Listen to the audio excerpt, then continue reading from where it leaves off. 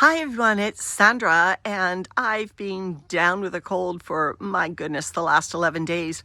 And look what Landon did in my absence. He built me this lovely lean-to, call it a greenhouse, call it a conservatory. I'm going to take you inside and I'm going to show you how we did it and what we're keeping in it over the winter. But not going inside the greenhouse over the winter is this string of plants. I guess if it got super cold, we might change our mind, but there's my Greek oregano.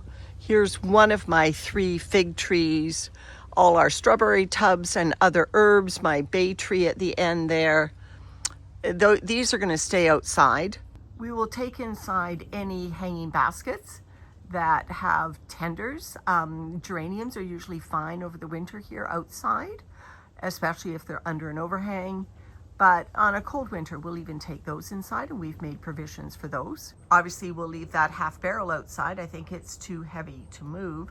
And it's endive. It will continue to produce, and it can take a couple degrees of frost, I think.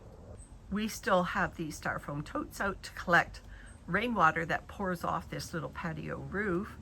This isn't our home, we're just renting it. So yes, we could put up a gutter, and if we owned the house, we probably would. But I like collecting rainwater for my indoor plants anyway, and this is a great way to do it.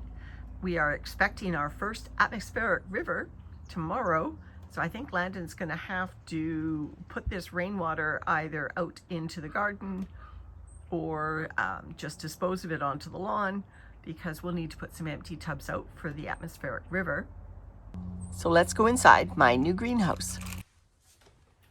Landon put these studs up to overwinter our hanging baskets. We've already brought the begonia inside, and we've got a string of these hooks along these studs. Now, like I said, we're renting, so we'll be able to disassemble this structure and move it once we find a house to buy. There's my Italian honey fig at the end, along with some of my amaryllis. These are some garden greens that I started in September, and they're coming along great. These are collards, and I'm going to start probably about another 20 tubs of greens now that I'm feeling better. When the fig loses a leaf, I've got a solution for that. In my little greenhouse, I have this wheelie bin, and you'll notice I've put some leaves that have fallen already in here, along with some soil from some containers that we were recycling.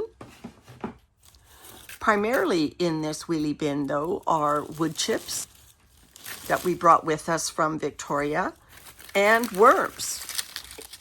Sure, it's not going to take me long, just looking in here before I find some of my friends. And what we did is we put a lot of organic material in here. That's a little baby worm. We put a lot of material in here that will work through the winter. And then in the spring, whether we're in this house or we've moved on by then, we will sift it and make our new potting mix for our containers next year. So the worms are in here, going to town on all this material. I'm keeping it nice and moist. And in the spring, we will have some lovely container mix for our plants. I commented on Rick's channel about his fig tree, and although my fig tree is starting to lose leaves, it does have a couple figs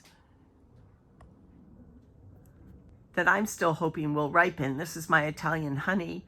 We got some lovely figs off it, but these last 2 continue to grow in the warmth of this greenhouse. Speaking of warmth, we have a little sensor up there that gives me a continuous readout of the temperature in the greenhouse, so I can monitor the temperatures through the day if by chance it got too hot. This is a southwest facing greenhouse, or too cold, in which case we have a little space heater down there that I can remotely turn on to just give this some extra buffer. But what I've just loved about this greenhouse is that it shares a door with the house. And there are my peace lilies sitting there just inside the door, enjoying the boost in humidity from the greenhouse. And so I can open that door to let some of the greenhouse air in and passively heat the greenhouse as well. These are my worm castings sitting there, and under here, just aging out. And we also have a water source in here to keep the plants happy all winter long. All right, everyone, if you have any questions about how Landon put this little makeshift greenhouse together for us, please drop them in the comments below, and I'm sure he'll do whatever he can to answer your questions. See, our maple tree is turning color, starting to drop its leaves. So we've got our organic material set for the winter. Thanks for watching. Bye for now.